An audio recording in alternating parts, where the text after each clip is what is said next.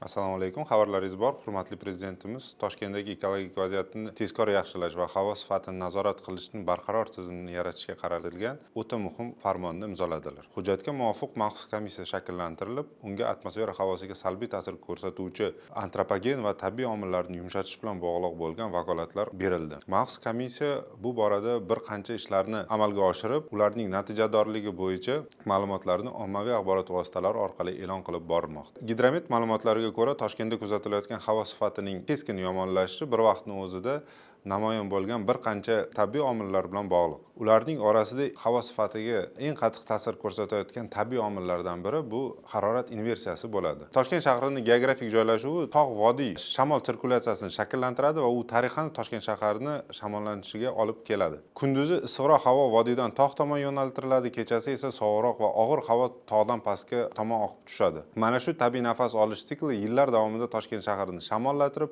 ifloslantiruvchi moddalarning ma'lum qismini tashqariga olib chiqishiga yordam berib kelmoqda. Quruq iqlim va tabiiy changlanish Toshkent va umuman O'zbekiston uchun tabiiy klimatik xususiyat hisoblanadi. Asosiy tabiiy chang manbalari Qizilqum, Qoraqum, Orolqum kabi cho'llarda, undan tashqari degradatsiyaga uchragan yerlar va transchegaraviy ifloslanish bu hududlardan mayda zarrachalarni bizning mintaqamizga va to'g'ridan-to'g'ri shaharga olib kelib turadi. Ya'ni tabiiy changli fon ma'lum darajada me'yoriy holat hisoblanadi bizning mintaqamiz uchun, biroq bugungi kunda ushbu tabiiy fonga antropogen tashlamalar hamda harorat inversiyasi kabi meteorologik sharoitlar qo'shilmoqda. Aynan shu omillar yig'indisi havo ifloslanishini keskin kuchayishiga olib kelmoqda. O'zi ko'radigan bo'lsak, oddiy kunlarda havo harorati balandlik bilan pasayadi. Pastda issiqroq, yuqorida sovuqroq havo massalari shakllanadi. Yer yuziga yaqin issiq havo yengilroq bo'lgani uchun yuqoriga ko'tariladi. Uning o'rniga esa yuqoridan va yondan sovuqroq havo pastga tushadi. Shu orqali havo vertikal ravishda tabiiy aralashadi va ifloslantiruvchi moddalar atmosferaning nisbatan qalin qismlarida tarqaladi. Harorat inversiyasi sharoitida esa bu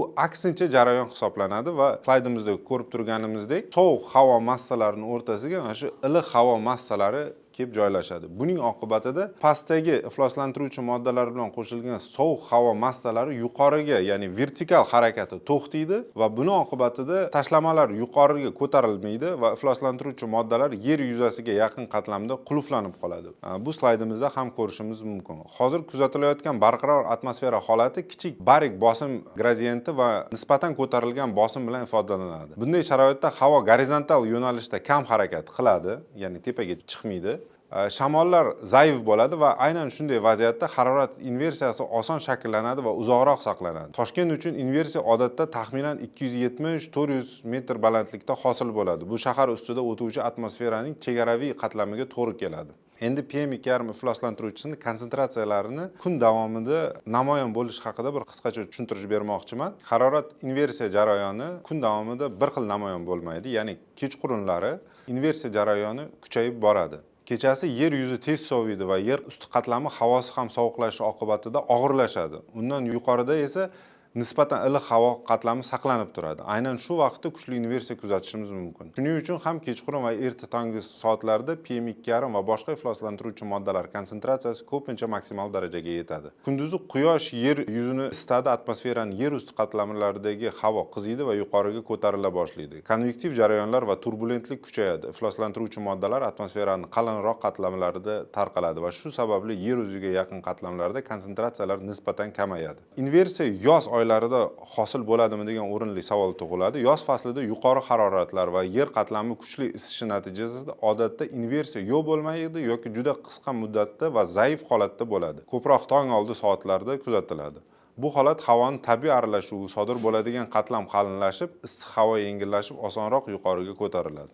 Natijada ifloslangan zarrachalar kattaroq hajmda havo ichida taqsimlanadi. Mahalliy shamollar va havo sirkulyatsiyasi esa hududning ventilyatsiyasini kuchaytiradi. Bugun 2-dekabr kuni PM2.5 ifloslantiruvchi moddalarining konsentratsiyalari biroz kamaygani ham aynan harorat ko'tarilishi oqibatida harorat inversiyasini biroz zaiflashishi bilan bog'liq bo'lmoqda.